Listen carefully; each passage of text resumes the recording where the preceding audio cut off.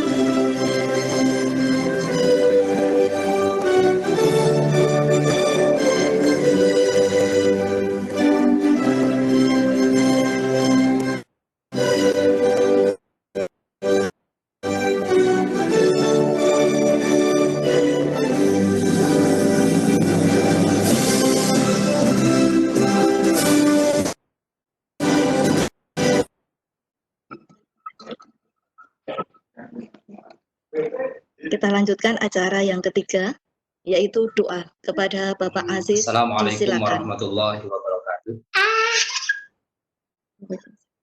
Bapak, Ibu semuanya, bersama-sama kita memohon kepada Allah Subhanahu wa Ta'ala, mudah-mudahan untuk acara yang dilaksanakan di SMK Negeri 6 Purworejo bisa berjalan dengan lancar dan kita semuanya mendapatkan tambahan pengetahuan untuk bekal kita dalam melaksanakan kewajiban kita sebagai seorang guru. Dan yang paling utama, mudah-mudahan kita semuanya terhindar dari wabah yang saat ini masih melanda di negara kita, bahkan di dunia. Bismillahirrahmanirrahim. Alhamdulillahirabbil alamin. Hamdan yuwafi ni'amahu wa yukafi'u mazidah. Ya Rabbana lakal hamdu kama yanbaghi li jalali wajhika wa 'azimi sultanik. Allahumma shalli wa sallim ala sayyidina Muhammad wa ala alihi wa ashabihi ajma'in. Allahumma ighfir lana dhunubana wa liwalidina warhamhum kama rabbawna shighara. Allahumma ighfir lana dhunubana wa li ikhwanina alladhina sabaquna bil iman. Allahumma ighfir lana dhunubana wa liwalidina wa li masyayikhina wa li asatidina wa li jamil muslimin wal muslimat wal mu'minin wal mu'minat al ahya'i minhum wal amwat. Allahumma yassir lana umurana umur dunya wal akhirah. Allahumma dfa'nal wala awal bala awal waba awal fahsya awal munkar wasyufal mukhtalifah wasyada'ida wal mihan min baladina hadza Indonesia khasah wa min buldanil muslimin 'amah innaka 'ala kulli syai'in qadir. Rabbana atina fid dunya hasanah wa fil akhirati hasanah wa qina adzabannar. Allahumma anfa'na bima 'allamtana wa 'allimna ma yanfa'una. Allahumma shalli ala Muhammad wa sallim subhana rabbika rabbil izzati amma yasifun wa salamun 'alal mursalin walhamdulillahi rabbil alamin. Terima kasih. Assalamualaikum warahmatullahi wabarakatuh. Waalaikumsalam warahmatullahi wabarakatuh. Kita lanjutkan acara yang keempat, sambutan Kepala SMK Negeri 6 Purworejo. Bapak Budiono SPD MPD, dipersilakan. Mohon maaf, kami lanjutkan berkaitan dengan kegiatan IHT ini. Kami mengharapkan pada Bapak Ibu guru semuanya nanti untuk mengikuti kegiatan ini dengan baik yang akan diberikan oleh Bapak narasumber baik dari LPMP Semarang, pengawas SMK, juga dari narasumber yang lainnya, sehingga nanti harapan kami kegiatan ini akan mendapatkan hal yang bermanfaat bagi kita semuanya, khususnya kepada para peserta didik kita semua. Bapak Ibu yang saya hormati, mungkin sementara itu yang perlu saya sampaikan. Sekali lagi kami ucapkan banyak terima kasih pada semua narasumber serta Bapak Ibu peserta IHT tahun pelajaran 2020-2021. Semoga lancar, sukses, tidak ada suatu apapun. Itu yang perlu saya sampaikan. Kiranya mohon maaf bila banyak hal yang tidak berkenan pada Bapak Ibu semuanya. Bila itu saya, Assalamualaikum warahmatullahi wabarakatuh. Wah. Kita lanjutkan acara yang kelima, sambutan perwakilan Lembaga Penjamin Mutu Pendidikan Jawa Tengah. Bapak Mujianto Paulus, disilakan.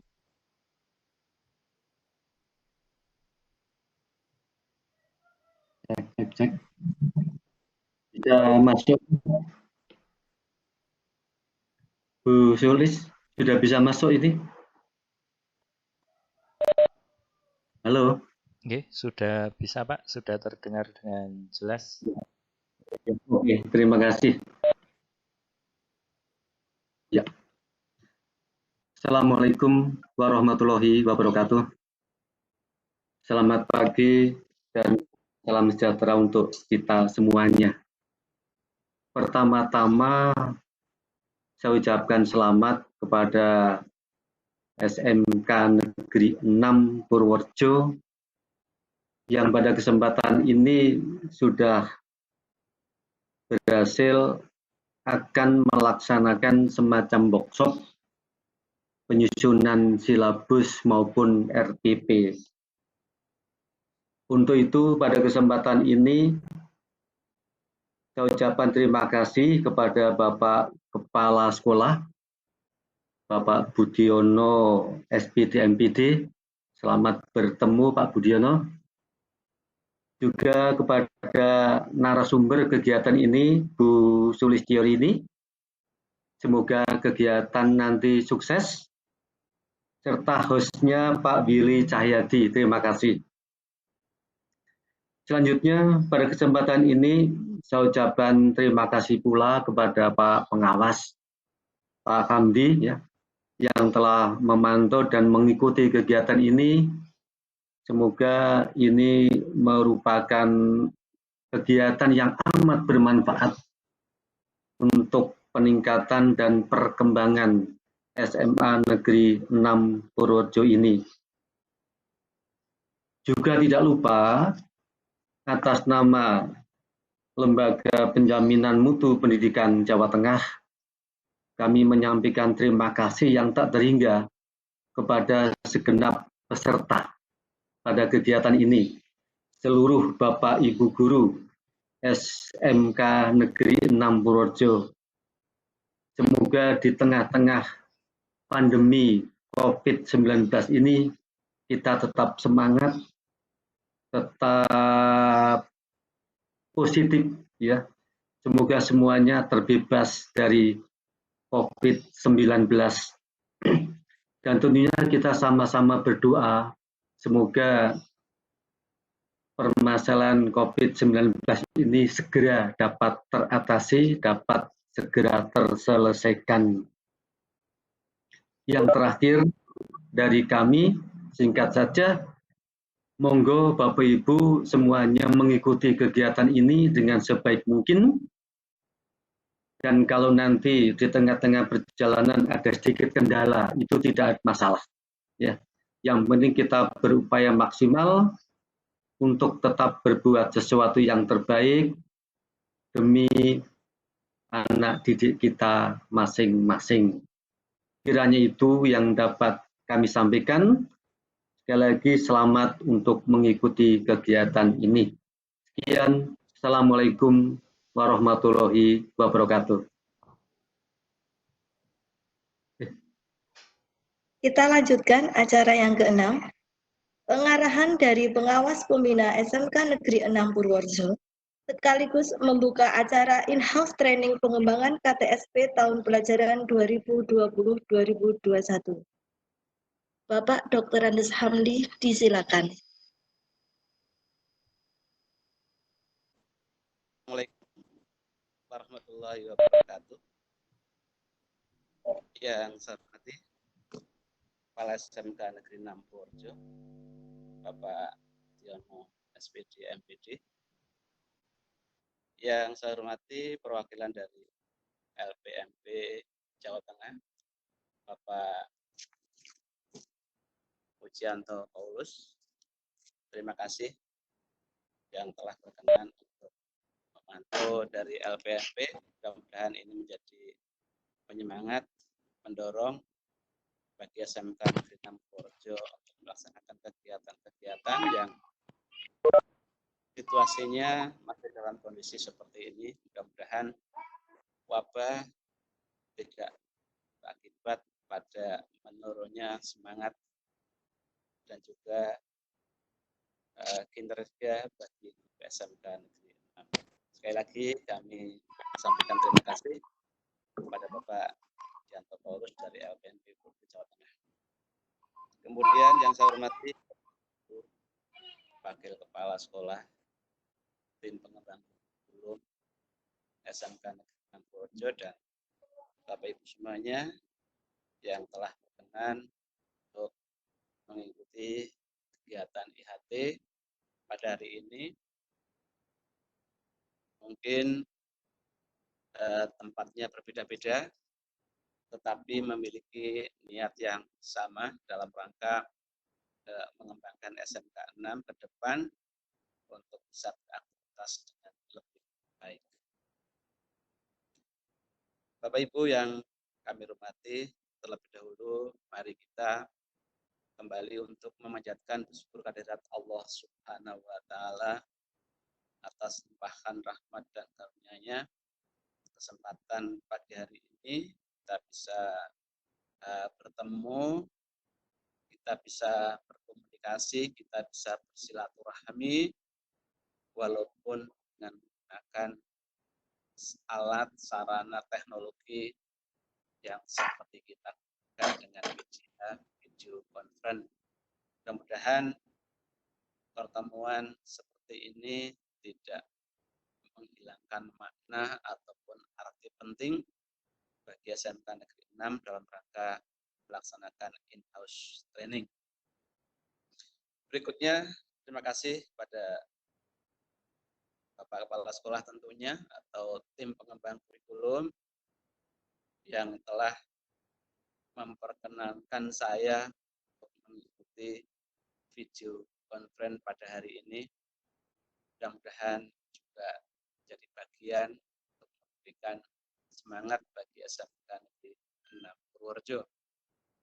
Dan terima kasih pula kepada TPK tim pengembang kurikulum yang hari ini berupaya untuk mengadakan kegiatan dalam rangka pengembangan silabus dan RPP. Bapak Ibu, IHT yang dilaksanakan pada hari ini tentunya dalam rangka melaksanakan tugas pokok guru. Jadi melaksanakan tugas pokok sebagai guru yaitu pengembangan silabus dan RPP.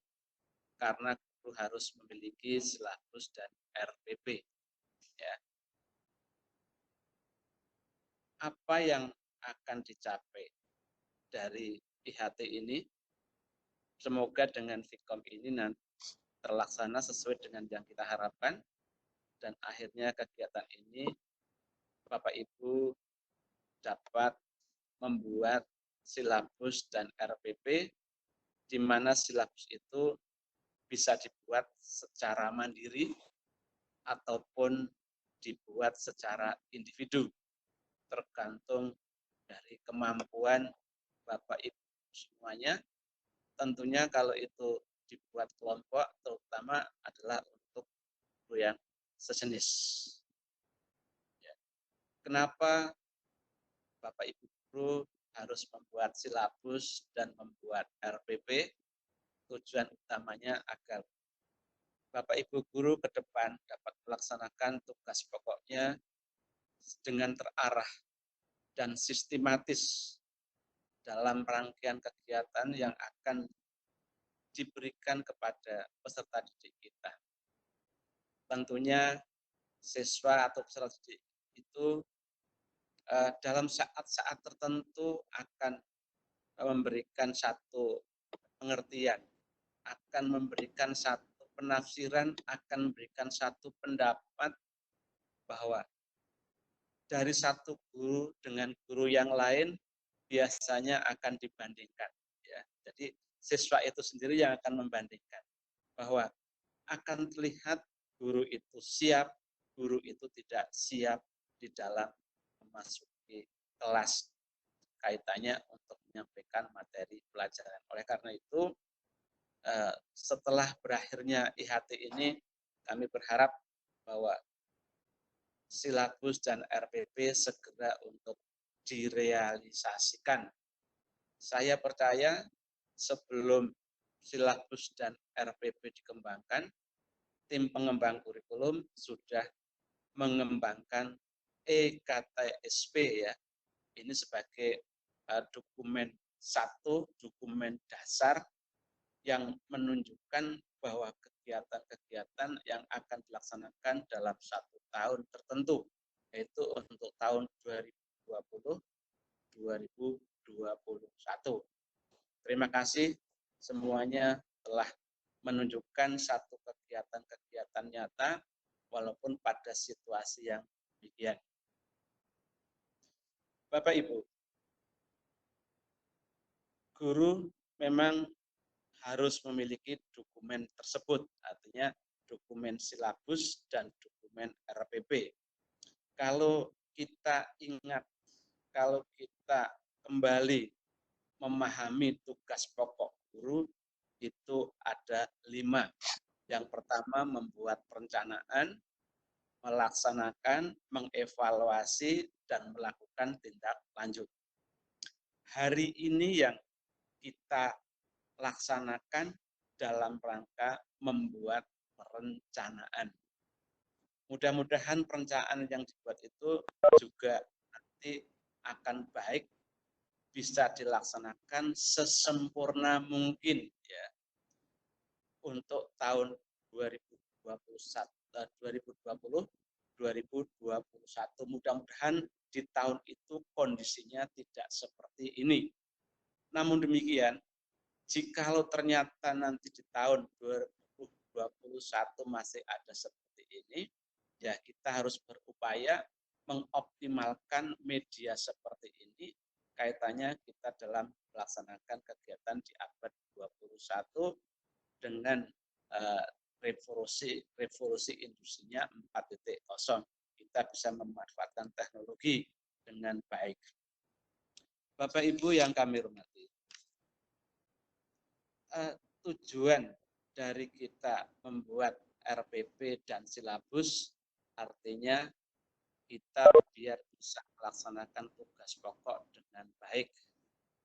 Ingat bahwa sebagai guru adalah tugas pokoknya adalah mendidik, mengajar, mendidik, dan melatih untuk mendapatkan anak-anak atau peserta itu memiliki pengetahuan yang komplit, memiliki keterampilan yang luar biasa, memiliki sikap juga yang baik. Jika kondisinya masih seperti ini, untuk memberikan paket-paket pengetahuan kepada anak, memang kita masih bisa memanfaatkan teknologi dengan sistem daring. Dan harapan kami juga sampai hari ini daring untuk anak-anak juga masih bisa terlaksana dengan baik, ya. Artinya agar anak tetap konsentrasi walaupun berada di dalam rumah atau di rumah masing-masing. Tapi yang menjadi persoalan jika kondisinya masih seperti ini, untuk mendapatkan keterampilan, ya, untuk mendapatkan keterampilan ini yang kadang-kadang masih kita pertanyakan. Apakah betul-betul anak nanti bisa berlatih di rumah, ya?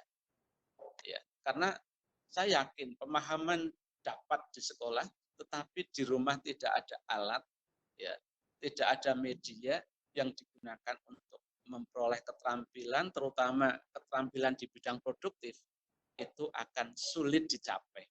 Ya. Oleh karena itu, saya berharap ke depan Bapak Ibu guru bisa membuat video tutorial, ya, untuk yang praktek, ya, praktek produktif, bisa membuat video tutorial yang bisa dikirim atau di-share kepada anak-anak, di mana video tutorial itu menggunakan bahan alat yang ada di sekolah, sehingga nyambung. Karena secara tidak langsung bahwa anak-anak itu sudah memahami kondisi alat-alat yang ada di sekolah. Oleh karena itu, guru untuk membuat video tutorial yang diberikan kepada peserta didik di rumah, insya Allah bisa membuat atau menginspirasi, ya, menginspirasi untuk praktek-praktek di sekolah. Dan pada saat-saat tertentu kondisinya sudah membaik, siswa tinggal mempraktekkan dan memberikan pengawasan yang cukup sederhana dari Bapak Ibu guru. Sedangkan untuk pencapaian sikap, ya, kami berharap tetap Bapak Ibu di dalam mengirim tugas menggunakan kata-kata indah, ya, menggunakan kata-kata indah, ya, kata-kata yang sopan, itu menunjukkan ajakan bahwa anak itu bisa berbuat baik. Ya. Oleh karena itu Bapak Ibu, monggo hari ini panjenengan akan mendapatkan materi dari narasumber. Terima kasih Bapak Ibu narasumber nanti yang akan berkenan menyampaikan berbagai materi tentang silabus dan RPP. Mudah-mudahan Bapak Ibu terdorong untuk merealisasikan bagaimana silabus yang baik, RPP yang baik, ya. Silabus sudah banyak contoh-contoh yang dikembangkan. RPP juga sudah ada contoh-contoh. Bapak Ibu guru pasti akan memilih RPP yang sederhana, yang mungkin cukup 1 lembar, ya. Boleh saja 1 lembar. Tetapi RPP itu adalah kebutuhan Bapak Ibu guru untuk bisa tampil di depan kelas dengan baik, tidak dibatasi, ya. Kalau 1 lembar pun boleh, lebih dari 1 lembar juga tidak apa-apa. Ini kebutuhan Bapak Ibu semuanya. Yang penting bahwa apa yang akan disampaikan terpenting kepada anak-anak itu bisa ditulis secara runtut dan sistematis, tidak ada yang ketinggalan. Saya khawatir kalau Bapak Ibu membuat perencanaan tidak sistematis, ada materi yang mungkin terlupakan atau tertinggal atau tidak tertulis atau mungkin indikator yang lupa tidak tersampaikan, ya. Sehingga kadang-kadang materi selesai atau semester selesai ternyata ada satu indikator atau beberapa indikator yang belum sempat Bapak Ibu sampaikan karena mungkin tidak tertulis di dalam RPP. Terima kasih Bapak Ibu telah mengikuti video conference ini dengan baik, ya. Kami memang tidak bisa melihat satu persatu, tapi mudah-mudahan suara saya bisa didengar dan ini mewujudkan bahwa ada komunikasi yang positif, ya, ada komunikasi yang positif di antara kita, ya, dalam rangka melaksanakan tugas-tugas yang akan dilaksanakan untuk tahun 2020-2021. Bapak Ibu, perlu kami sampaikan ini program untuk cabang dinas wilayah 8, ya, cabang dinas 8 yang kami sih belum mengadakan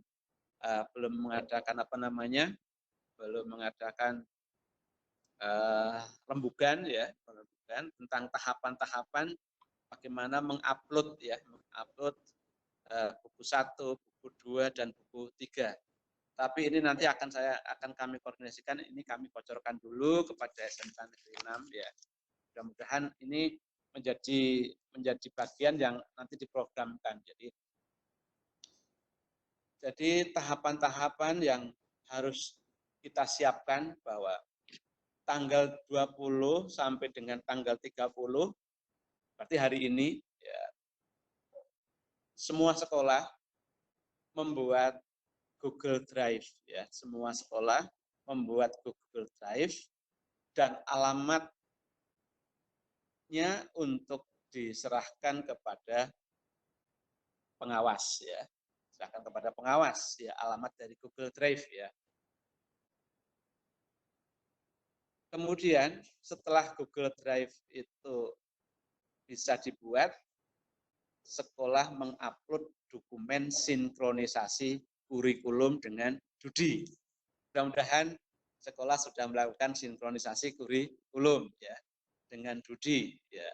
Contoh-contoh sinkronisasi mungkin tinggal kita revisi tahun-tahun yang lalu, hanya mungkin pengembangannya atau pendekatannya yang lain, tetapi prinsip sekolah dari tahun ke tahun harus mengadakan sinkronisasi kurikulum.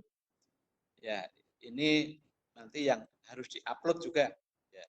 Kemudian juga sekolah atau melalui Wakak Kurikulum nanti mengupload dokumen 1.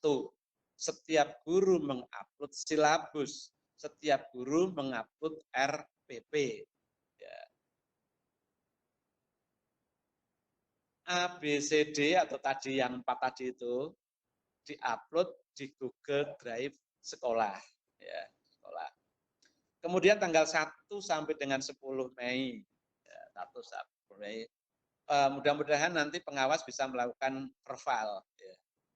Jadi tanggal 1 sampai dengan 10 Mei pengawas mudah-mudahan bisa melakukan perval, ya.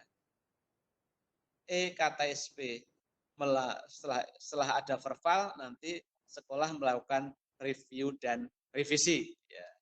Nah, mudah-mudahan nanti sudah tidak ada yang diverval, ya, atau mungkin dokumennya sudah betul-betul baik sehingga nanti tinggal melanjutkan saja untuk diupload di alamat yang nanti ditentukan oleh Dinas Pendidikan Provinsi, ya. Itu tanggal 1 dengan sampai tanggal 10, ya. Ini rancangan dulu, ya, Pak, ya. Kemudian tanggal 11 sampai 19 Mei adalah finalisasi KTSP, ya. Jadi 11 sampai 19 Mei finalisasi EKTSP. 28 maaf, sampai 30 Mei ya. 28 sampai 30 Mei sekolah mengupload dokumen 1 ya. Dan berkas-berkas yang lain ke dalam aplikasi KTSP. Kalau nggak salah itu neraca PDK jateng.go.id/KTSP. Tanggal 1 sampai dengan 5 Juni pengesahan EKTSP dari Dinas Provinsi. Ini baru rancangan ya. Nanti setelah ini kita rembuk bersama di tingkat cabang dinas, hasilnya akan kita share ke sekolah.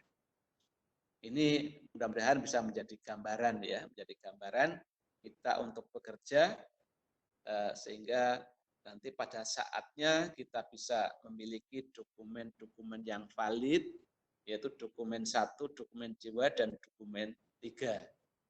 Terima kasih hari ini SMK 6 telah mempersiapkan diri, mudah-mudahan nanti hasilnya bisa memenuhi untuk kepentingan-kepentingan upload yang akan kita laksanakan pada tanggal-tanggal yang sudah kita tetapkan nanti.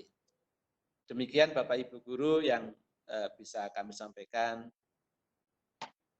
dan kepada kepala sekolah ya, tadi memang komunikasinya rada angel, tidak apa-apa ya, tadi Pak Mujianto, walaupun kita terkendala dengan berbagai persoalan karena mungkin sinyalnya tidak mendukung sehingga Vicon ini terputus dengan hal-hal yang bukan karena penyebab kita. Namun demikian semangat kita tetap jalan baik. Tadi saya diminta untuk membuka IHT ini, oleh karena itu dengan mengucap Bismillahirrahmanirrahim, IHT dalam rangka pengembangan silabus dan RPP SMK Negeri 6 Purworejo 20 April 2020 saya nyatakan dibuka. Ada kurang lebihnya dari saya. Maaf, wassalamualaikum warahmatullahi wabarakatuh. Waalaikumsalam warahmatullahi wabarakatuh. Kita lanjutkan acara yang terakhir, yaitu penutup. Sebelum kita akhiri acara IHT ini, kami ucapkan terima kasih kepada Bapak Hamdi, Bapak Mujianto Paulus, Bapak Budiono, Bapak Sehat Kandiawan, dan host acara ini, Bapak Willy Cahyadi, dan Bu Eka Ernawati.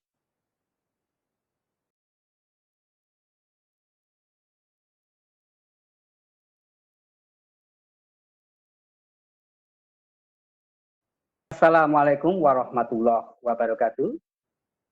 Waalaikumsalam warahmatullahi wabarakatuh. Selamat pagi, salam sejahtera untuk kita semua. Yang terhormat Bapak Dr. Andes Hamdi, Pengawas Pembina SMK Negeri 6 Purworejo, Cabang Dinas Pendidikan Wilayah 8 Provinsi Jawa Tengah. Yang terhormat Bapak Paulus Mujianto dari LPMP Jawa Tengah, yang nantinya kami mohon masukannya demi sempurnanya pekerjaan kita di SMK Negeri 6 Purworejo, khususnya dalam mengerjakan KTSP. Yang terhormat Bapak Budiono SPD MPD, Kepala SMK Negeri 6 Purworejo, beserta staf guru, TU, dan karyawan yang tidak mungkin bisa kami sebutkan satu persatu. Alhamdulillah dalam kesempatan kali ini, di siang hari yang cerah ini, walaupun kita sadari kita masih dalam suasana penanggulangan COVID-19 yang cukup merisaukan kita semua, tetapi tidak mengurangi semangat kita untuk melakukan tugas kita dalam pengembangan KTSP. Ya, oleh karena itu, mari kita tunjukkan puja dan puji syukur kita kehadirat Allah Subhanahu wa Ta'ala yang telah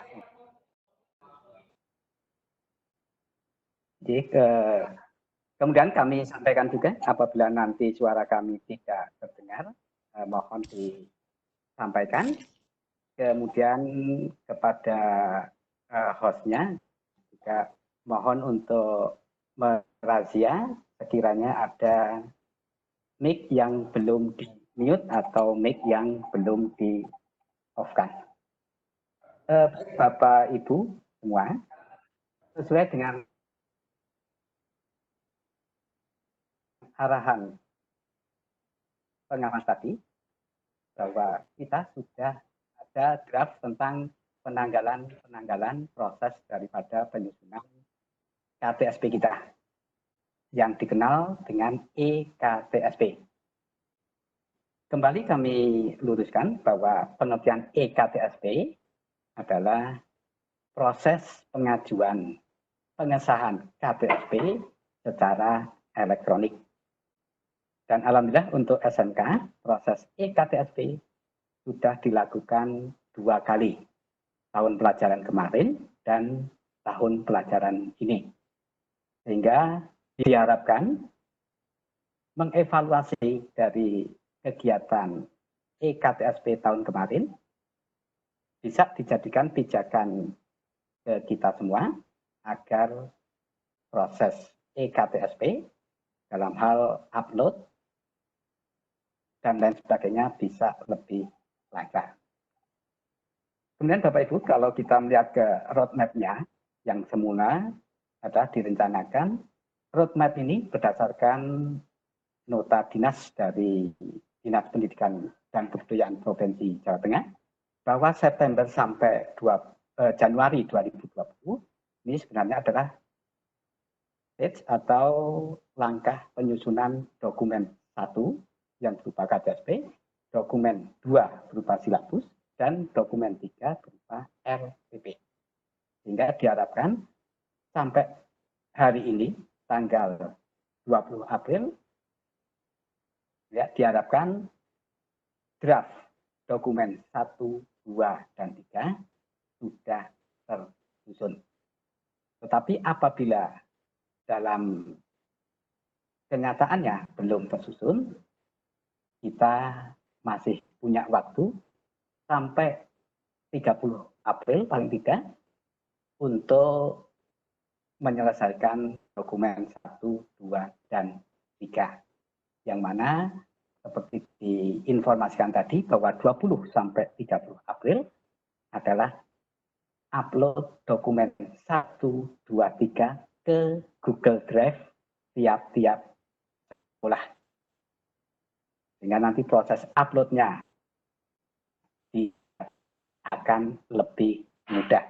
Karena hanya tinggal mengupload yang berada di Google Drive tiap-tiap sekolah. Kemudian 1 sampai 30 Mei 2020 diharapkan dokumen 1, 2, 3 ini sudah direview, sudah direvisi, dan syukur-syukur sudah difinalisasi maupun divalidasi. Sehingga paling akhir diharapkan tanggal 30 Mei kita semua sudah bisa mengupload ke laman EKTSP, yaitu yang beralamat di neraca.bdkjateng.go.id/EKTSP. Sehingga diharapkan awal bulan Juli atau selambatnya pertengahan Juli, karena informasi yang kita terima bahwa Kaldik tahun pelajaran depan dimulai tanggal 13 Juli tahun 2020, sehingga diharapkan awal Juli atau selambat-lambat sebelum 13 Juli diharapkan semua proses ini sudah selesai. Kemudian kalau kita melihat ke rajapdkjateng.go.id ya dengan alamat seperti ini, tadi sempat kami lihat bahwa waktu kita sampai ditutupnya laman eKTSP ini tinggal sekitar 85 hari lagi. Ya, mohon disikapi. 85 hari ini bisa berarti waktu yang lama, ya bisa mempunyai arti waktu yang pendek, tergantung bagaimana kita mensikapi. Tetapi kami harapkan rekan-rekan kami di SMK 6 tidak ada yang menganut hukum dari Parkinson atau Parkinson Law. Kami yakin rekan-rekan kita di SMK 6 tidak ada yang menganut hukum Parkinson. Di mana kalau diberi waktu 1 tahun, maka akan dikerjakan di bulan Desember. Bila diberi waktu 1 bulan, maka akan dikerjakan di tanggal 30. Apabila diberi waktu seminggu, akan dikerjakan hari 1. Ya, kami yakin kita semua bukan penganut dari Parkinson Law. Oke, yakinlah semua pekerjaan akan terasa ringan apabila tidak dikerjakan. Seperti itu. Tapi kami yakin kita kompak akan mengerjakan apa yang menjadi tugas kita. Dan kita lanjutkan. Kalau kita berbicara tentang pengembangan silabus, pengembangan RPP, maka yakin kita tidak akan meninggalkan apa yang disebut dengan kurikulum. Ya, yang mana kurikulum ini adalah perencanaan kita dalam satu sekolahan untuk melakukan proses kegiatan belajar mengajar. Jadi kami mohon maaf, walaupun judulnya tadi adalah pengembangan silabus dan RPP, tapi kita tidak bisa lepas dari apa yang dinamakan kurikulum. Ya, kami lambangkan dengan satu segitiga besar ini, ya, yang ternyata ketika kita buka dalamnya, yang pertama dari kurikulum itu pasti ada KTSP atau yang dikenal dengan sebutan dokumen 1. Kemudian ada silabus, kemudian ada RPP. Ya, jadi satu segitiga besar ternyata ketika kita kupas itu dalamnya ada 3 segitiga kecil. Di mana ketiga segitiga kecil ini saling bersinergi. RPP tidak mungkin dibuat, disusun apabila tidak ada silabus. Silabus tidak mungkin bisa tersusun apabila tidak ada KTSP.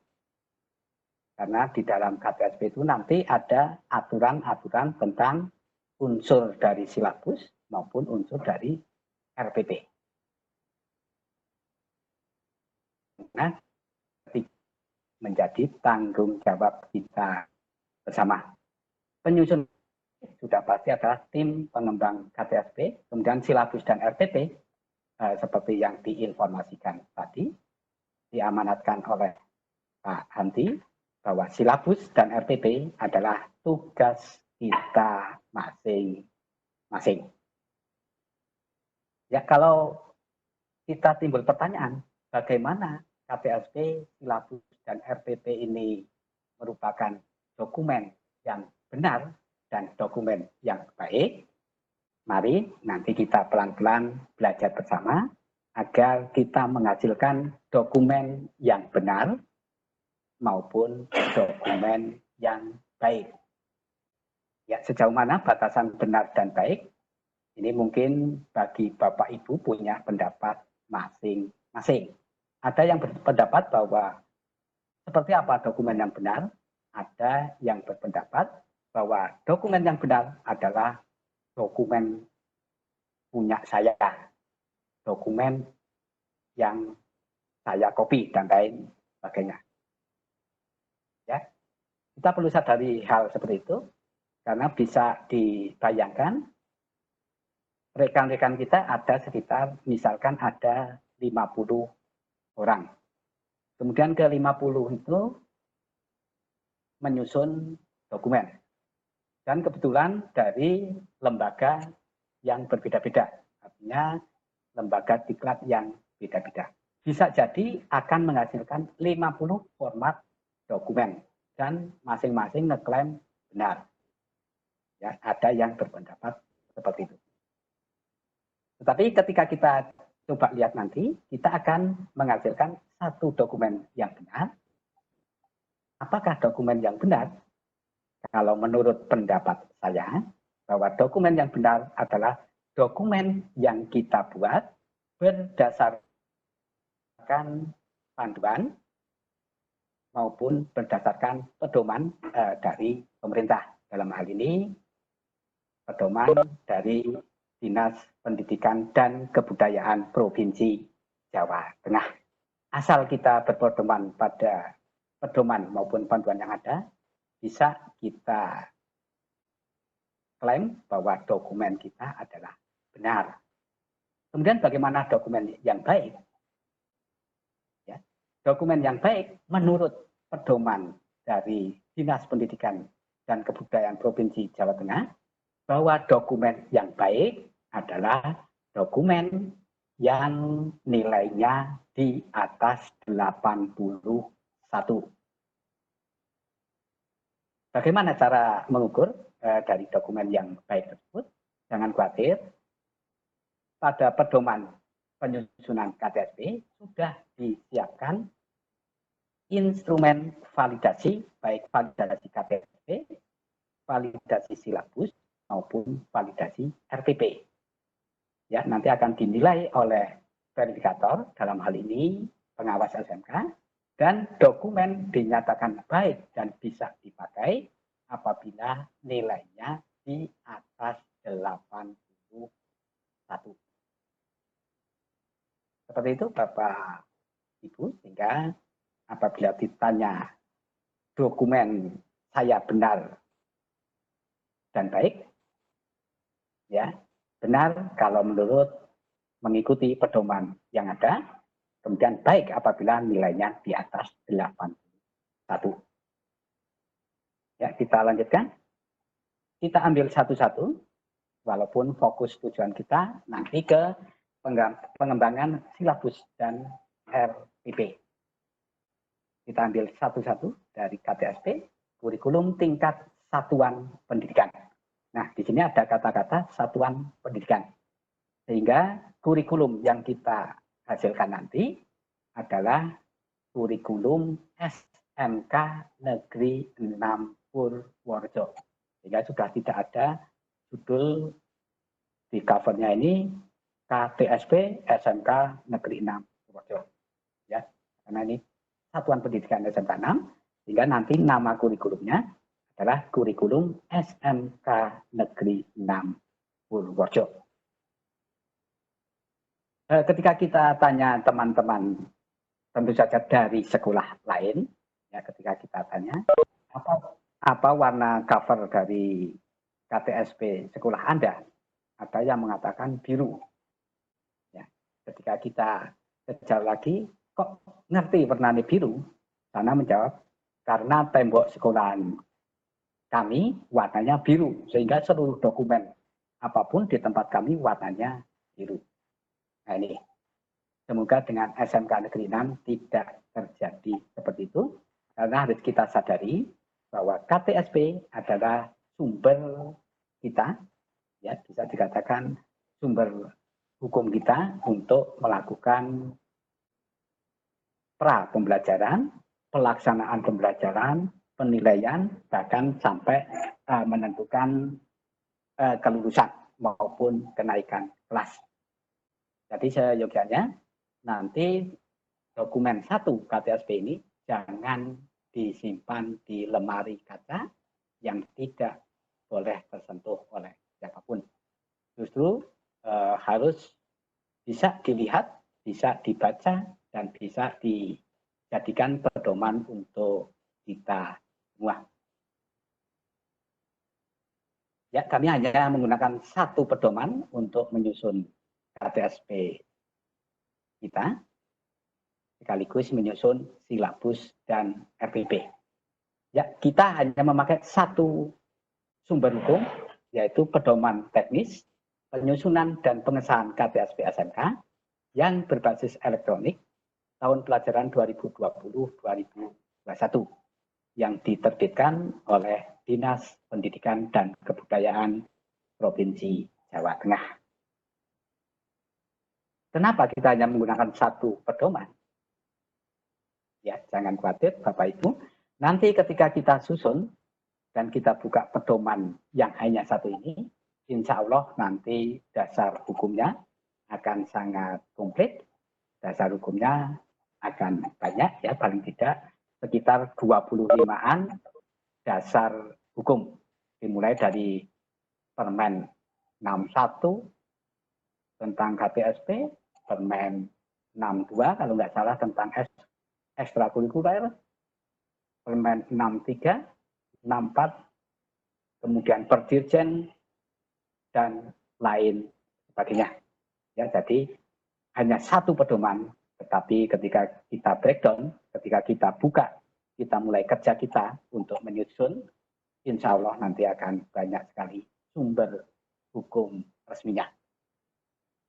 Kemudian Bapak Ibu, EKTSP untuk SMK memang antara tahun kemarin dengan tahun sekarang adalah sama-sama proses uploadnya, sama-sama proses pengesahannya. Ya. Sehingga kalau kita bandingkan, ada sedikit perbedaan ya, antara KTSP tahun kemarin dengan tahun sekarang. Yang sekarang ada 5 bab, yang kemarin 2 bab. Sehingga mau tidak mau, kita tidak hanya merubah tahun, tetapi kita tetap harus menyusun ya KTSP kita, karena sudah dari sistematikanya aja sudah beda jauh. Kemudian untuk tahun yang lalu, KIKD kita, baik muatan A, muatan B, maupun muatan C, semuanya memakai Perdirjen 464 dari PSMK tahun 2018. Tetapi dalam pedoman panduan 2020 dan 2021, bahwa KIKD-nya ada sedikit perbedaan, yaitu KIKD muatan nasional atau muatan A, dan KIKD muatan kewilayahan atau muatan B, ini KIKD-nya menggunakan lampiran Permen 37 tahun 2018. Ya, di mana muatan A nasional dan kewilayahan adalah mata pelajaran dari agama, PKN, bahasa Indonesia, dan lain sebagainya. Ya, yang masuk ke golongan, kalau zaman dulu, dimasukkan ke golongan normatif adaptif.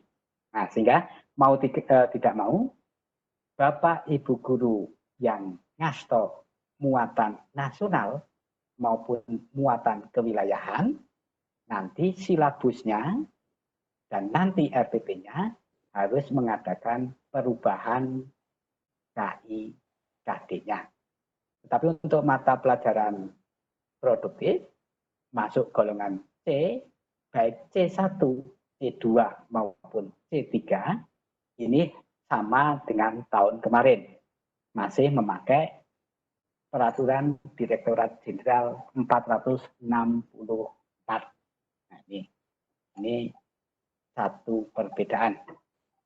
Nah, jadi yang agak ekstra tenaga adalah Bapak Ibu yang ngasto muatan nasional maupun kewilayahan. Mau tidak mau harus mengikuti atau mengadakan editing atau perubahan dari silabus dan RPP-nya. Kemudian ada hal yang baru, yaitu PPK, pendidikan karakter, gerakan sekolah sehat, gerakan literasi sekolah, kemudian pembelajaran abad 21, dan penyelarasan kurikulum. Ini satu hal yang berbeda dengan KTSP tahun kemarin. Ya, sehingga jangan risau untuk PPK ini, kita sudah rasan-rasan untuk SMK 6 akan nantinya tahun pelajaran baru akan ada ekstra atau bagian seperti PKS, patroli keamanan sekolah, yang setidaknya kan juga sudah bisa menopang PPK ini. Kemudian GSS, gerakan sekolah sehat, seperti yang kami tawarkan kemarin, salah satu contohnya adalah tentang biopori. Nah, biopori itu kan nanti bisa menunjang ke gerakan sekolah sehat selain dari UKS, PMR, dan lain sebagainya. Kemudian pembelajaran abad 21, ya, kita secara tidak sadar mungkin saat ini sudah melakukan abad 21 dengan dampak dari COVID-19 memaksa kita menggunakan pembelajaran abad 21. Ya, silahkan nanti Bapak Ibu mengembangkan kreasinya masing-masing, melakukan pembelajaran abad 21 bisa melalui Edmodo, Google Classroom, dan lain sebagainya. Kemudian penyelarasan kurikulum pada muatan C ini harus dilakukan oleh semua kompetensi keahlian. Kemudian untuk silabus, formatnya masih sama, silabusnya juga sama. Dokumen RPP ini sedikit berbeda berdasarkan pedoman yang ada, pedoman penyusunan KTSP, bahwa untuk RPP-nya kita menggunakan RPP yang sesuai dengan Surat Edaran Menteri Pendidikan dan Kebudayaan nomor 14 tahun 2019, apa yang dikatakan dengan RPP Merdeka. Tinggal dari kata-katanya saja, merdeka, artinya tidak ada format yang diharuskan atau tidak ada format yang baku. Adanya adalah muatan inti yang harus dicantumkan di dalam RPP. Ya, jadi RPP Merdeka nanti bisa kita apresiasi bahwa tidak ada format yang harus seperti ini, format yang kudu seperti ini. Enggak. Bisa RPP-nya adalah merdeka. Tetapi bukan berarti merdeka tidak membuat RPP. Ya, jadi harus tetap membuat RPP.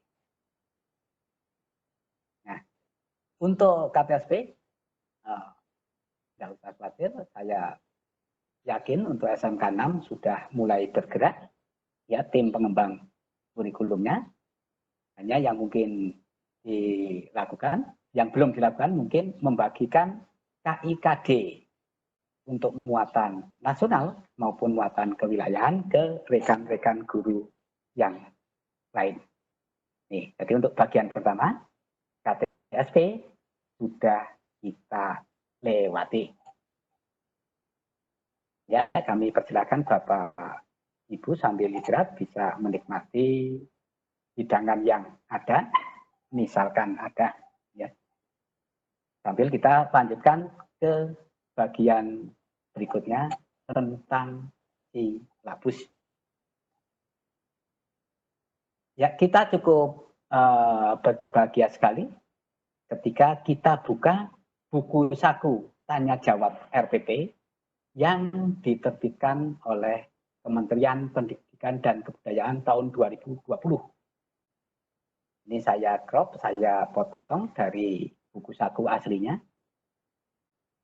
Di buku saku itu apakah guru? Ya, di buku sakunya apakah guru harus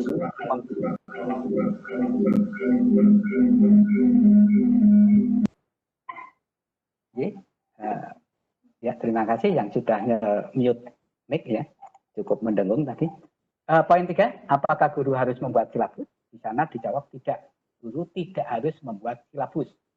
Buku 2 KTSP silabus sudah disusun oleh pemerintah, yaitu dalam lampiran Permendikbud nomor 61 tahun 2014 tentang KTSP. Tetapi Bapak Ibu perlu ketahui, sampai tadi pagi ketika kita bukai folder kita, kemudian kita cari-cari silabus yang berada di lampiran Permendikbud nomor 61, itu sepertinya belum kami temukan. Ya, sehingga hal-hal seperti ini mohon jangan dijadikan satu keyakinan. Ya, apakah guru harus membaca? Tidak. Tetapi ternyata ketika kita cari tidak ada, ya otomatis kita harus menyusun silabus. Ya, bahkan kemungkinan hal seperti ini sudah ditiupkan saat pemberlakuan kurikulum 2013. Dulu pernah ada informasi bahwa semua dari sono, ya silabus dari sono, RPP dari sono. Tetapi ketika kita cari-cari ya sononya juga belum ada. Sehingga langkah yang harus kita ambil adalah kita tetap menyusun silabus. Silabusnya masih sama seperti tahun yang lalu.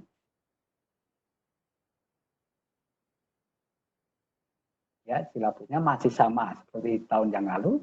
Kemudian berdasarkan pedoman penyusunan KTSP untuk menyusun silabus ya paling tidak langkah-langkah yang Bapak Ibu ambil seperti ini.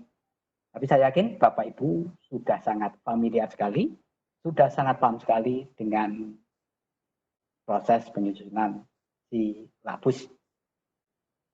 Jangan lupa untuk Bapak Ibu muatan nasional maupun muatan kewilayahan adalah menganalisis KI dan KD-nya.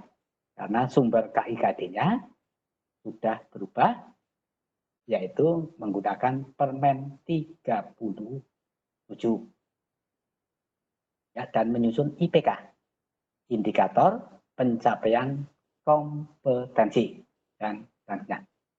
Kemudian dalam pedoman komponen silabus yang ada, nah, identitas silabus, kemudian KI, KD, IPK, materi, kegiatan pembelajaran, penilaian, alokasi waktu, dan sumber belajar.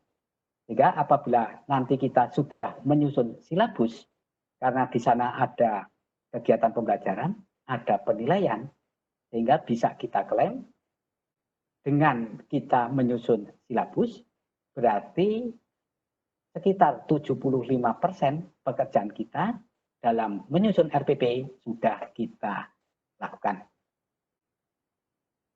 Ya, kemudian izinkan dari komponen silabus ini kita tuangkan dalam format yang seperti ini. Ya, formatnya sekali lagi karena sekarang adalah merdeka, bahwa tidak ada format yang harus. Tetapi karena pedomannya tadi mengatakan ada komponen-komponennya, sehingga dari komponen ini kita tuangkan ke format yang seperti ini. Nah, ini tugas Bapak Ibu semua, nanti harus menyusun silabus. Yang di atas ini adalah KOP sekolah kita, SMK Negeri 6 Purworejo. Kemudian nama sekolah, di sini sudah jelas. Kemudian kompetensi keahlian juga sudah jelas. Tahun pelajaran karena akan dipakai tahun depan, 2020, 2021. Sehingga kita tuliskan 2021, kelas, semester, dan mata pelajaran jelas. Kemudian alokasi waktu. Nah, ini karena yang namanya silabus adalah berlaku 1 tahun atau untuk 1 tahun, maka alokasi yang Bapak Ibu tuliskan di sini nanti adalah alokasi waktu selama 1 tahun. Jadi alokasi waktunya nanti selama 1 tahun. Nah, kalau ada yang tanya bagaimana menghitung alokasi waktu setahun, jangan khawatir karena bagian kurikulum pasti sudah menyiapkan kalender pendidikan tahun pelajaran 2020 tahun 2021. Tetapi apabila kurikulum belum menyediakan kalender pendidikan, saya yakin Bapak Ibu sudah bisa menghitungnya. Karena waktu 1 semester paling tidak kan 16 sampai 18 pertemuan atau 16 sampai 18 minggu. Maaf ya. 1 semester untuk ganjil 16 sampai 18 minggu. Kemudian semester genap paling tidak ya 16 minggu. Sehingga dalam 1 tahun kalau kita akan menghitung empiris yaitu 16 tambah 32 minggu. 32 minggu dikalikan jumlah jam pelajaran Bapak Ibu. Jadi kan sudah ketemu. Misalkan 32 minggu selama 1 tahun kali 2 jam pelajaran. Sudah ketemu 64 jam pelajaran. Itu andai kata kalender pendidikan belum ada. Kalau sudah ada ya monggo Bapak Ibu menyesuaikan dengan kalender pendidikan. Kemudian KI 3, KI 4, jangan lupa muatan nasional dan kewilayahan mengambil Permen 37, untuk yang C mengambil Perdirjen 464.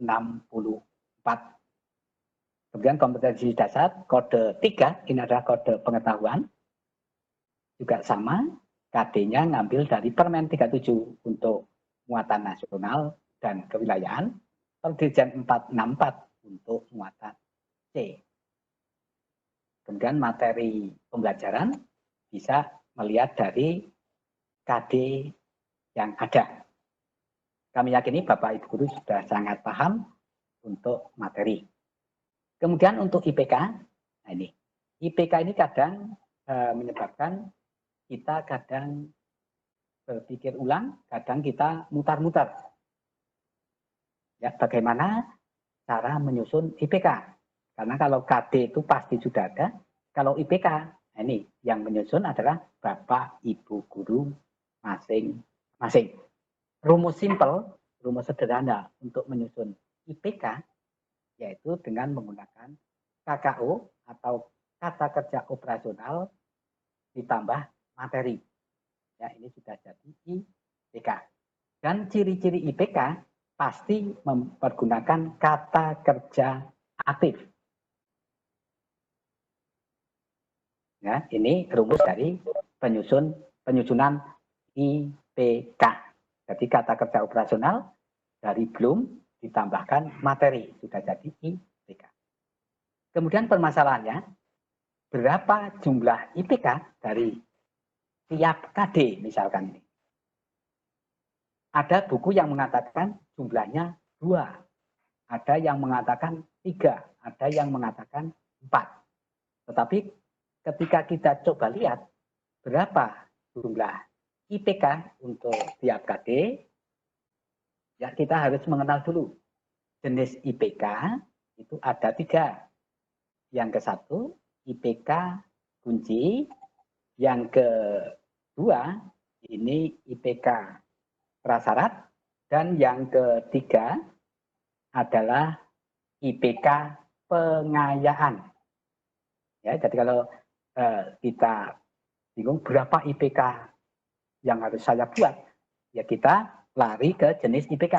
Sekali lagi IPK itu ada 3, yaitu IPK kunci yang harus ada, IPK prasyarat juga harus ada, ini sifatnya wajib.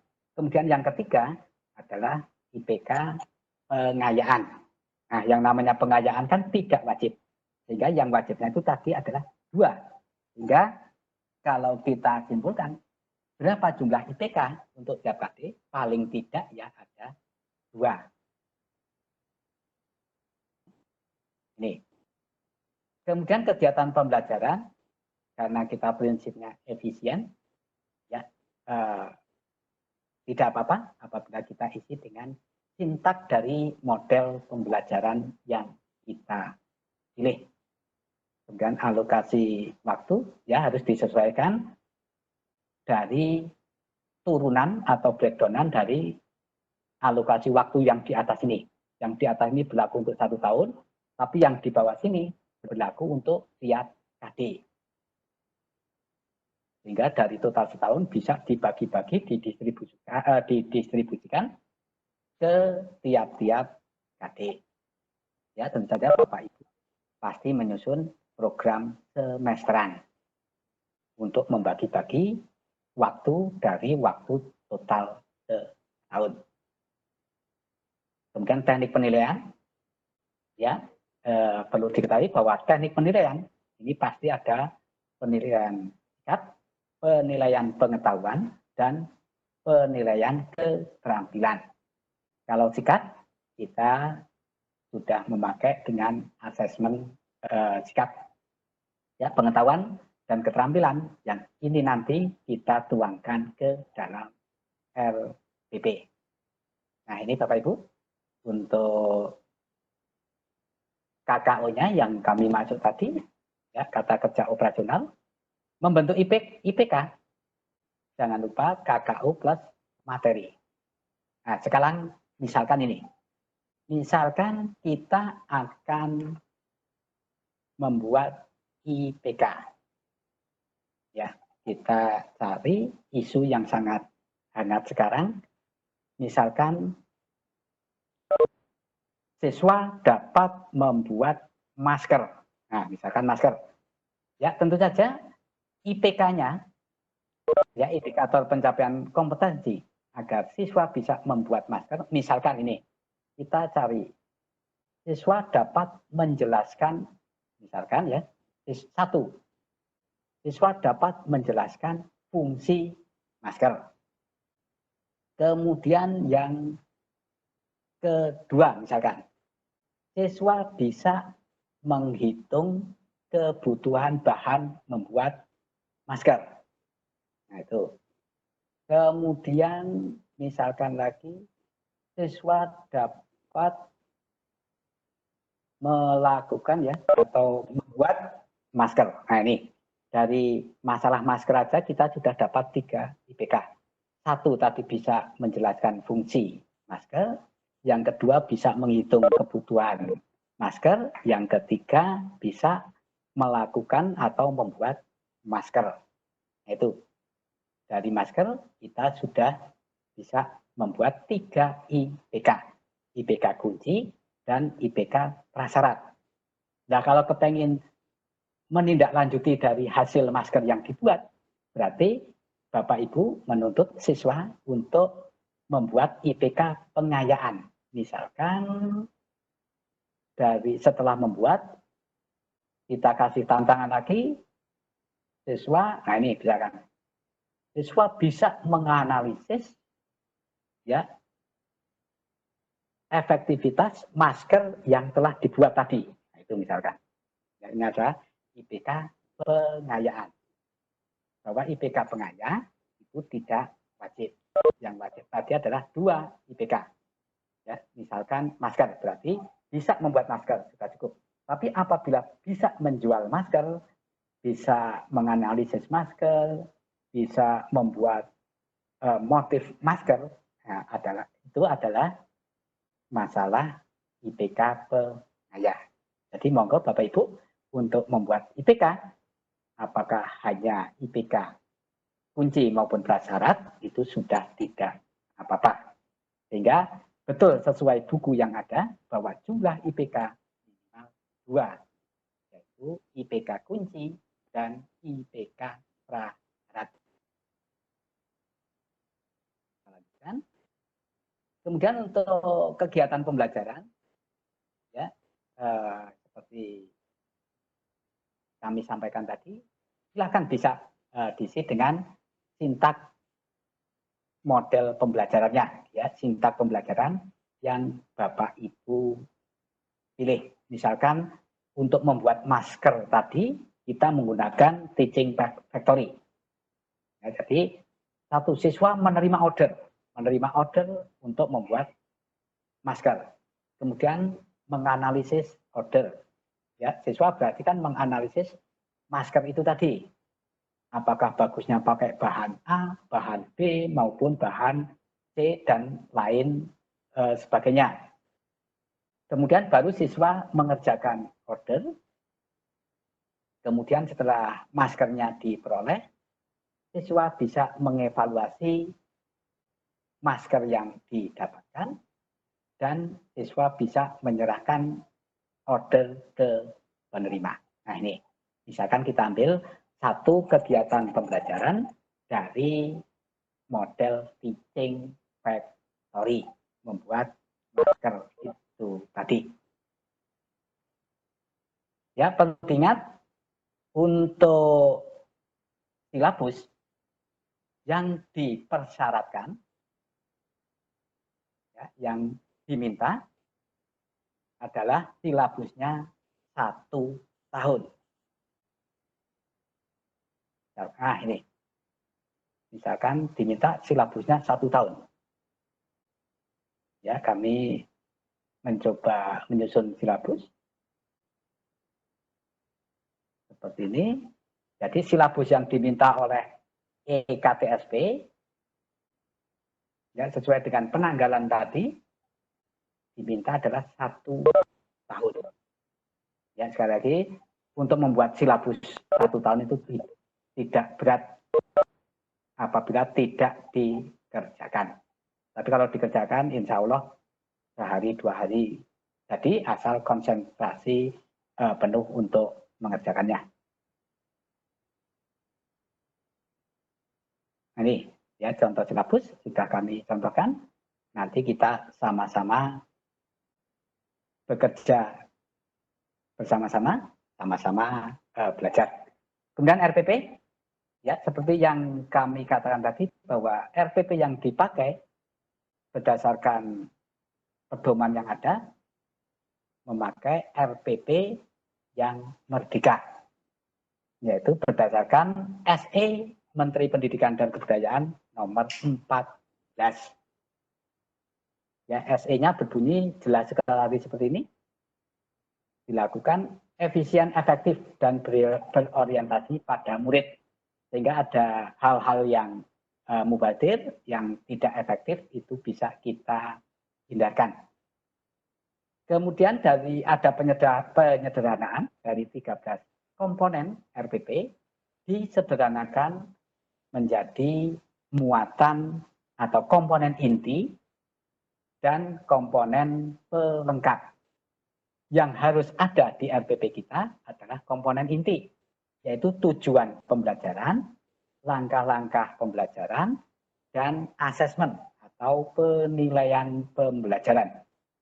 Ya, jadi format apapun silahkan.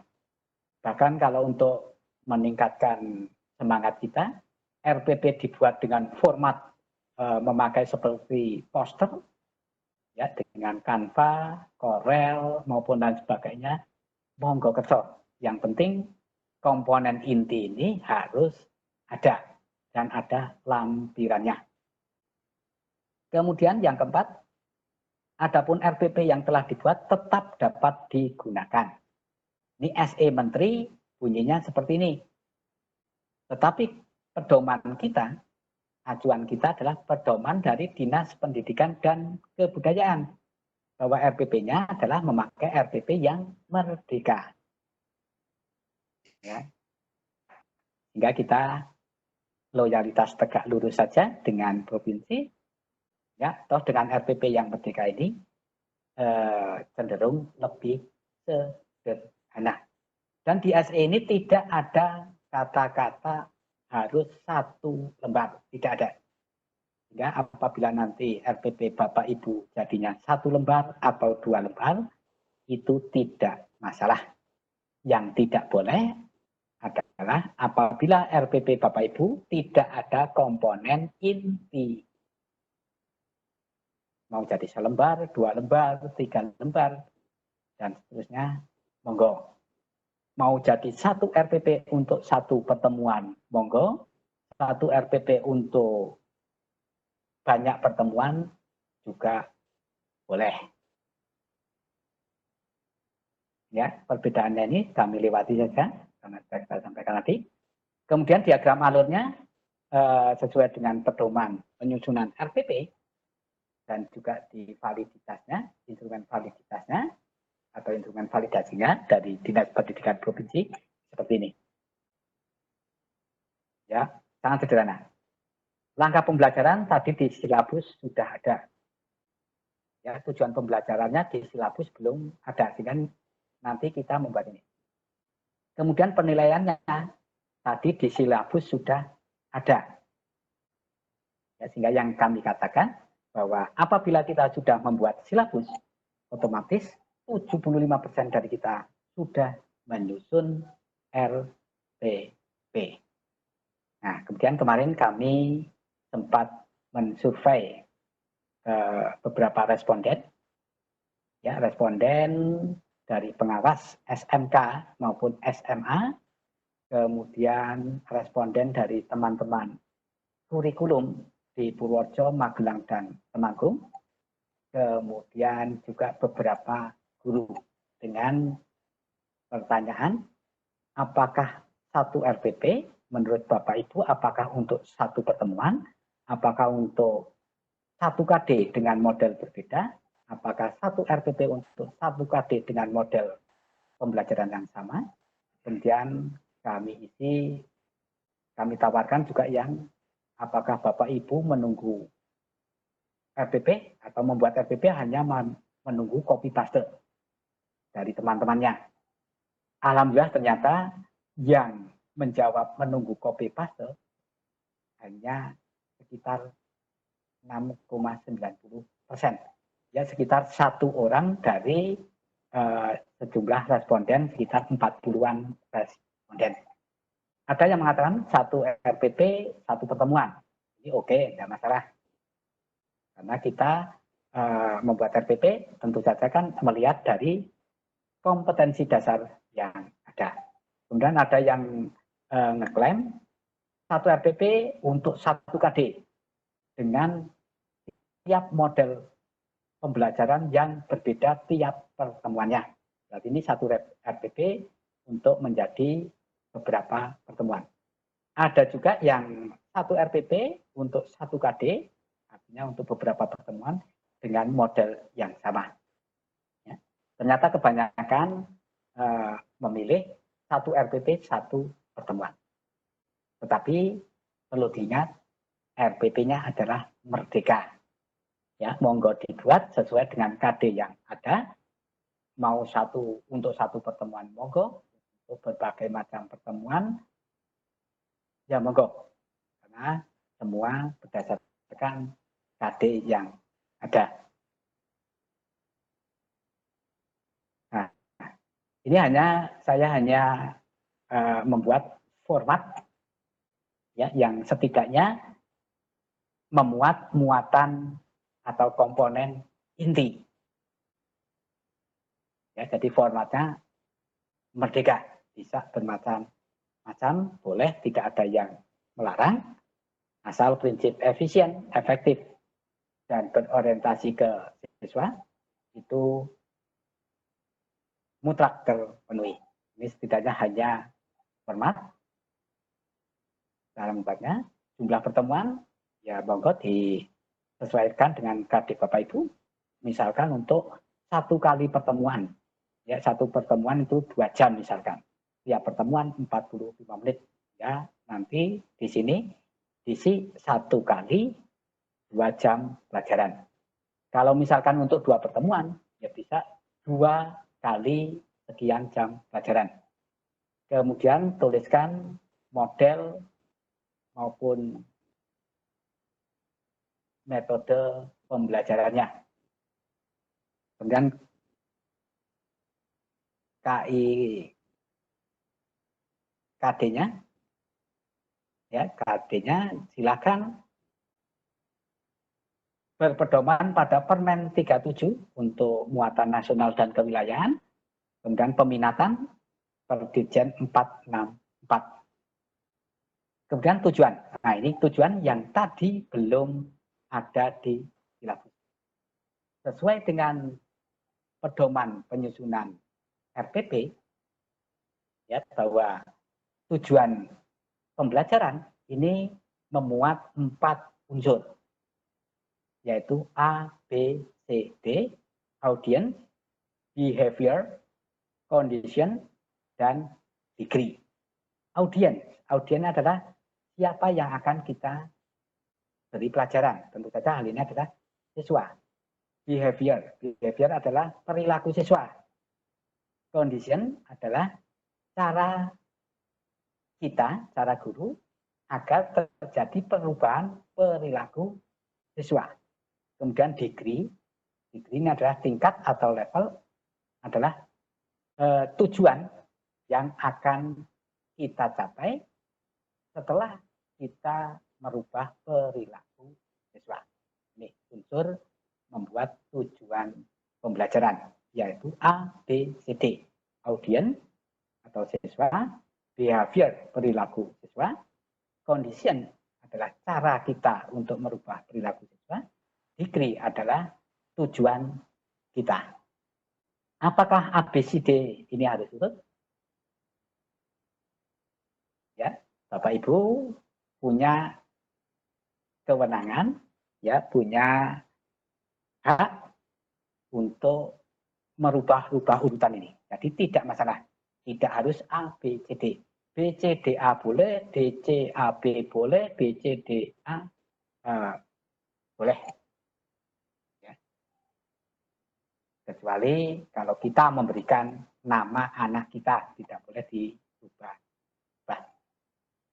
Ya, kemudian IPK tadi mengambil di silabus, kemudian langkah mengambil di silabus, teknik penilaiannya bisa mengambil silabus, dan nanti dilampiri dengan asesmen atau rubrik-rubrik penilaian.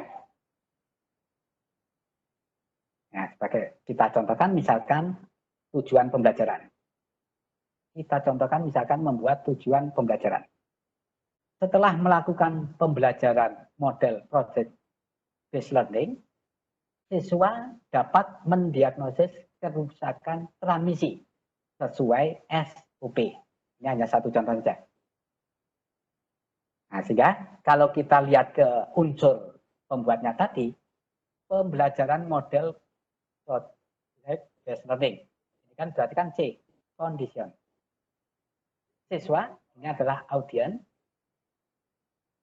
dapat mendiagnosis kerusakan transmisi, ini adalah behavior. Sesuai SOP adalah degree-nya. Ya, jadi ini salah satu contoh untuk membuat tujuan pembelajaran. Setelah melakukan pembelajaran model ini, siswa dapat mendiagnosis kerusakan transmisi sesuai SOP. Jadi ini adalah C, A, B, D. Kemudian contoh yang kedua, misalkan siswa dapat mendiagnosis kerusakan transmisi melalui pembelajaran model project based learning sesuai SOP. Nah, ini juga kan sama dengan yang atas, hanya urutannya yang tidak sama. Ya, itu untuk membuat tujuan pembelajaran. Tadi membuat kegiatan pembelajaran sudah ada di silabus, kemudian IPK sudah ada di silabus, tujuan sudah ada di sini, ya, sehingga tidak ada alasan untuk Bapak Ibu untuk menunda waktu menyusun tagihan yang harus kita capai. Ingat ya, awal Juli itu sudah harus disahkan melalui laman EKDRP. Baik, ini satu hal juga yang kadang membuat kami galau, misalkan bicara gini-gini, ya bicara gini-gini, kae sakjane duwe contone pura atau wis gawe apa burung. Baik, akan kita lihat contohnya yang sudah kami susun. Nah ini, ya ini saya membuat satu RPP untuk 2 pertemuan. Model yang saya pakai adalah berbeda, discovery learning untuk pengetahuannya, dan production based learning untuk keterampilannya.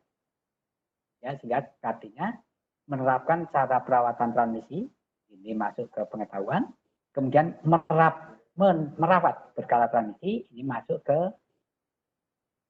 keterampilannya. Ya, yang 3 pengetahuan, yang 4 keterampilan. Ini ngambil di Perdirjen 464. Kemudian tujuan pembelajaran, setelah melakukan pembelajaran model ini dan ini, peserta didik mampu ya kita mengacu ke KD itu tadi. Kemudian IPK-nya seperti yang kita tinggal ngambil di silabus. Kemudian langkahnya yang pengetahuan, saya discovery learning langsung memberikan stimulus atau rangsangan, ya, misalkan dengan memberi tayangan. Nah, berarti memberi tayangan video ini kan conditionnya dengan tayangan video tentang unit transmisi. Kemudian siswa diajak ke problem statement, memperhatikan, ya. Kemudian siswa mengumpulkan data-data dan melanjutkan. Kemudian Bapak Ibu, kenapa di bagian langkah ini saya tidak mengetengahkan tentang pendahuluan dan penutup? Karena ada alasannya Bapak Ibu. Bahwa kegiatan pendahuluan atau pembukaan dan penutup bagi saya ini adalah hal yang sudah pasti dilakukan oleh Bapak Ibu. Sehingga kalau kita tuliskan lagi, ini menjadi satu hal yang kurang efisien. Satu hal yang mubadir kalau menurut saya. Ya. Itu alasan saya kenapa untuk pendahuluan dan penutup itu tidak ada. Karena itu adalah hal yang sudah pasti dilakukan oleh guru. Dan hal ini diperkuat sounding kami atau bincang-bincang kami dengan pengawas. Ya, dengan pengawas SMA kami mohon masukannya, ternyata juga sama. Dia mengatakan itu hal yang sudah dilakukan, sudah pasti dilakukan oleh guru. Kemudian penilaiannya adalah tes tertulis berbentuk esai, terlampir. Nah, berarti nanti lampirannya adalah dari asesmen ini.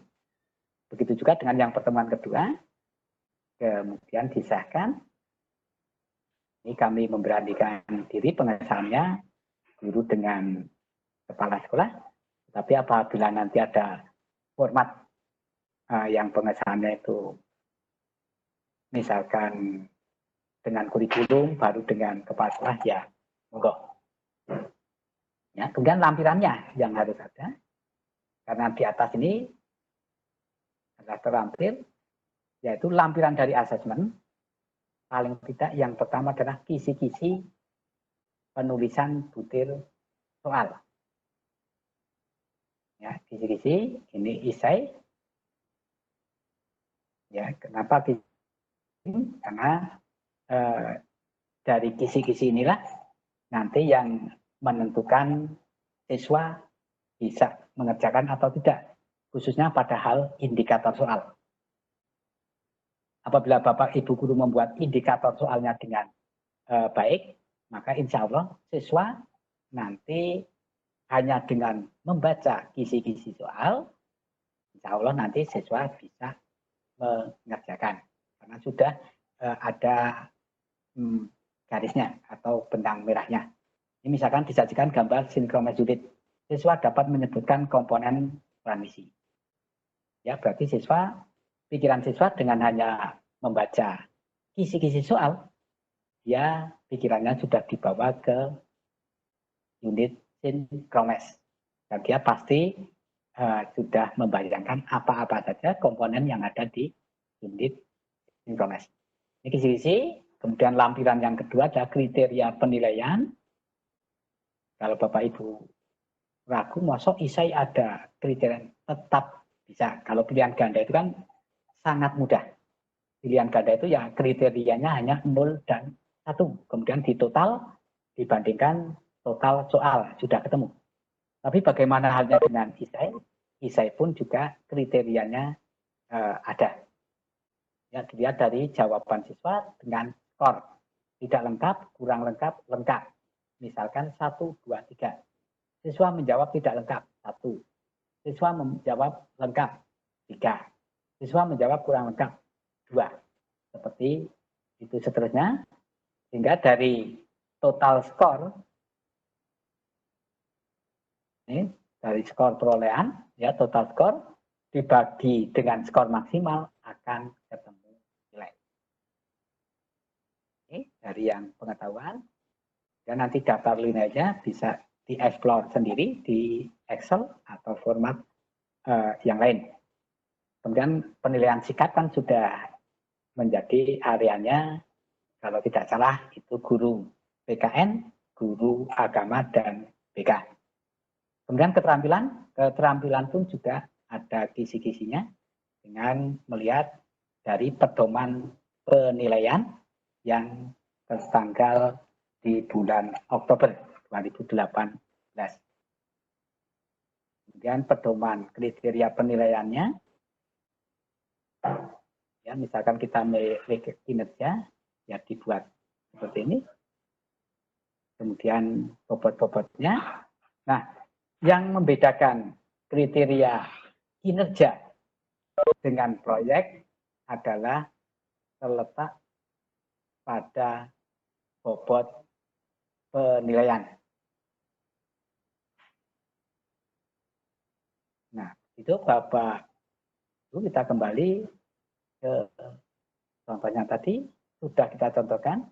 Kemudian lampiran-lampirannya dari RPP adalah tentang assessment.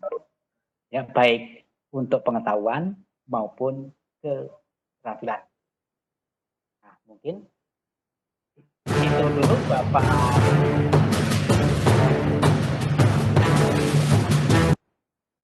Ya, mungkin itu Bapak Ibu Guru sedikit yang bisa kami sampaikan.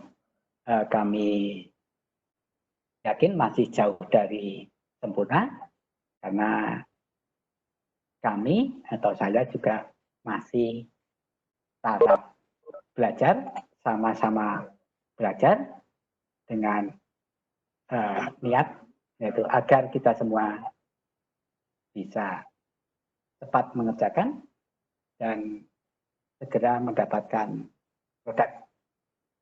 Kami mohon maaf apabila dalam penyampaian tidak sesuai dengan keinginan Bapak Ibu dan mungkin panduannya dalam kami mencoba mengatakan proses penyusunan silabus maupun RPP masih jauh dari sempurna.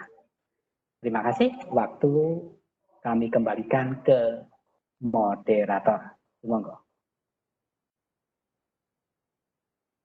Terima kasih pada Bapak Sehat Gandiawan yang telah memberikan masukan ya banyak sekali, dan di sini kami selaku dari kurikulum sangat berterima kasih sekali atas bantuan Bapak Sehat Gandiawan. Selanjutnya adalah untuk sesi pertanyaan, kami berikan satu sesi saja karena waktu sudah pukul 10.48. Nah, untuk yang mau menanyakan bisa lewat chat atau nanti bisa dibuka mood-nya. Monggo kami beri kesempatan.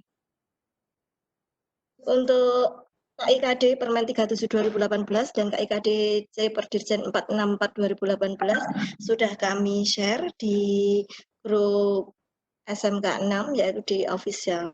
Bapak Ibu bisa membaca di sana. Monggo untuk yang bertanya. Saya Bu bisa bertanya. Oh boleh, ini dari Pak Aziz. Monggo Pak, langsung saja. Ya, terima kasih. Ini cuma mau minta penjelasan. Pernah dengar ada istilahnya RPP berbasis Android. Itu mohon dijelaskan, Bu. Kaitannya mungkin apa bisa mempermudah atau bagaimana? Gitu. Terima kasih. Ya, terima kasih untuk Pak Aziz.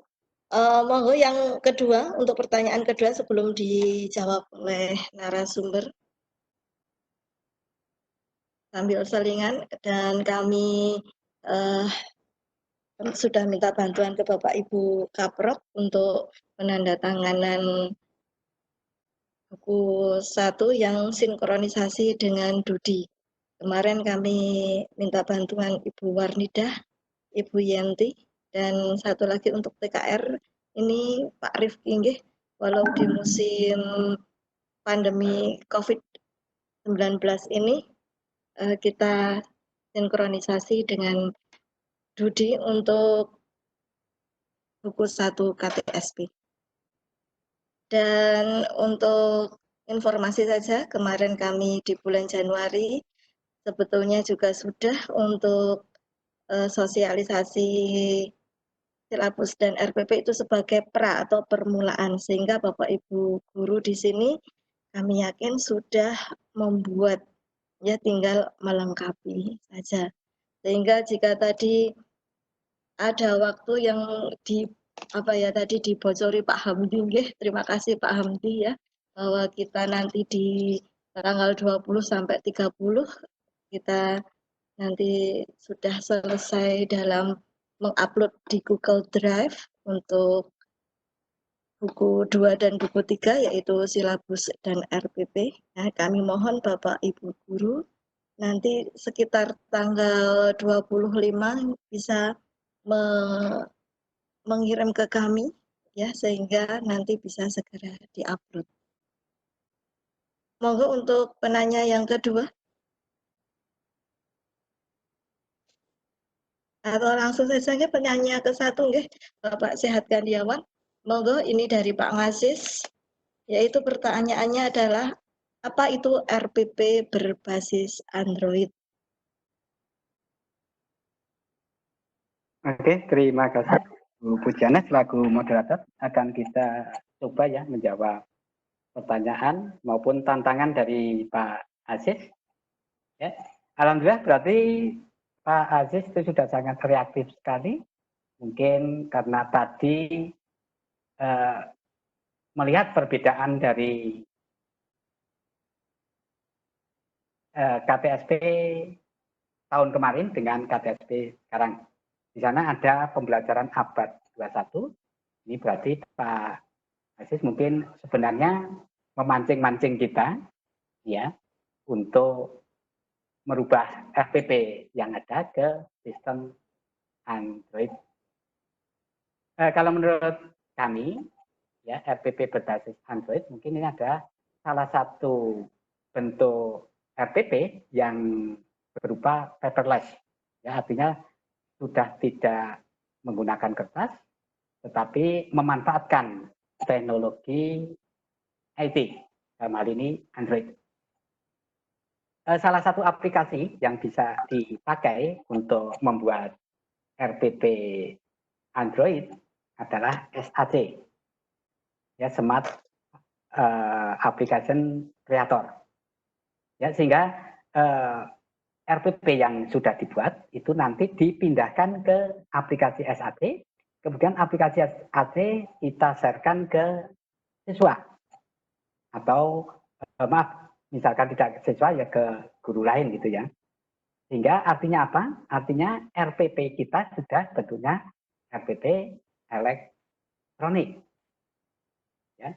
Bisa juga RPP kita dari yang sudah kita buat, kita memanfaatkan Android, ya, kita memanfaatkan aplikasi-aplikasi yang ada, misalkan dipindahkan ke barcode, ya, atau QR kode. QR kode itu yang kita sharekan ke orang lain atau ke siswa. Ini misalkan kita contohkan teknologi yang ini misalkan. Ya, misalkan, nah ini saja misalkan. Nah, ini kan artinya ketika Bapak Ibu melakukan scan pada QR code ini, kami yakin ini banyak informasi yang ditampilkan di sana. Nah, kalau tidak, monggo sambil coba-coba HP Bapak Ibu yang punya fasilitas atau sudah dipasangi QR scanner itu bisa diarahkan, kemudian nanti kan akan muncul informasi yang ada di dalam sana. Nah, sehingga mungkin itu yang dimaksud dengan RPP berbasis Android. Jadi hanya tampilannya atau hanya media penyampaiannya ke pihak lain yang dilakukan dengan memanfaatkan teknologi IT. Ya, bisa menggunakan SAC, aplikasi SAC, bisa QR generator maupun yang lain-lain. Nah, mungkin yang lebih paham lagi seperti ini mungkin bisa kita minta masukan dari Pak Paulus Mujianto, karena kami yakin beliau pasti sudah punya hal yang berkaitan dengan RPP Android. Mungkin itu dulu Bu Pak Aziz yang bisa kami sampaikan.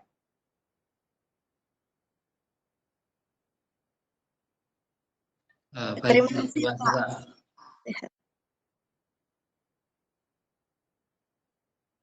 Ya, terima kasih Pak Sehat. Mungkin ada tambahan dari Bapak Paulus.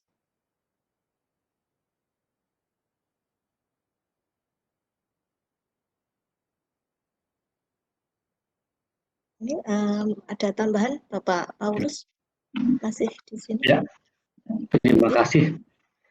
Sepertinya penjelasan dari Pak Sehat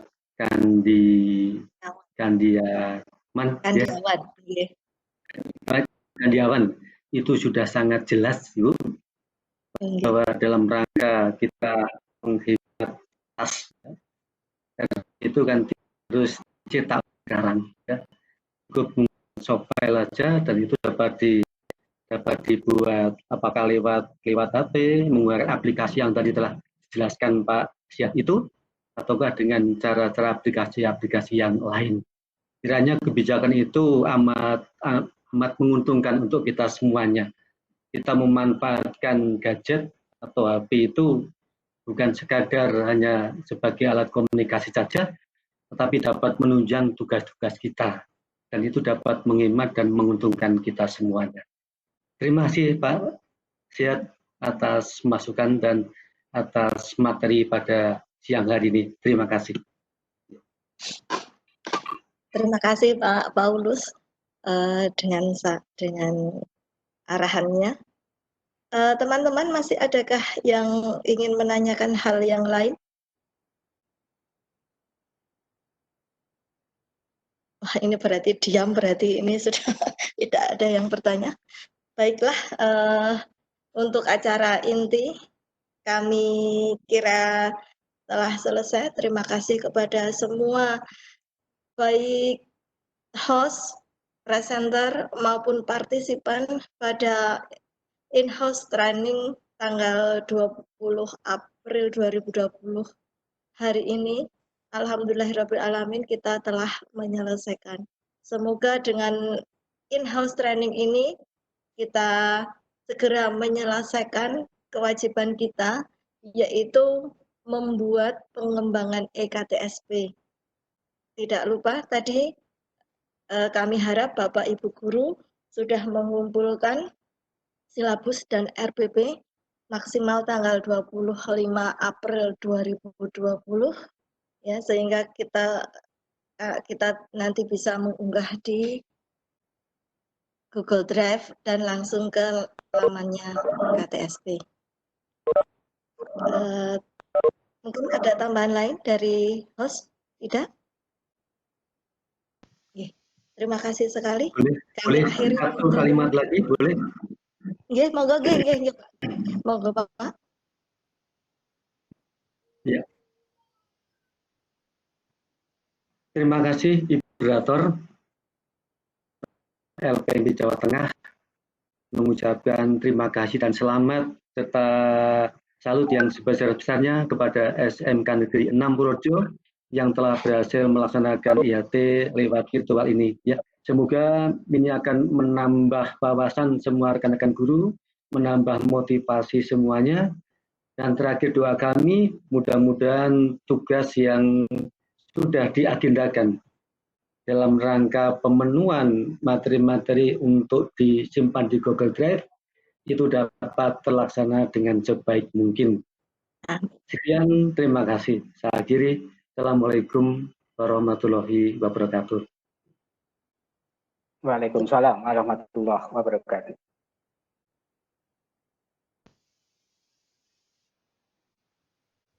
Terima kasih Bapak Paulus yang telah memberikan pantuan juga nggih Bapak nggih untuk in-house training di SMK Negeri 6 Purworejo. Ini kami kemarin dengan Pak Wiwi dan Pak Hartoyo yang ikut diklat di LPMB, sehingga kami nanti ada 3 sesi ya Pak Paulus ya, yang akan dipantau oleh Bapak. Ya. Untuk in-house training hari ini, kami cukupkan sekian. Terima kasih semuanya. Kami akhiri. Wassalamualaikum warahmatullahi wabarakatuh. Waalaikumsalam warahmatullahi wabarakatuh. Waalaikumsalam warahmatullahi wabarakatuh.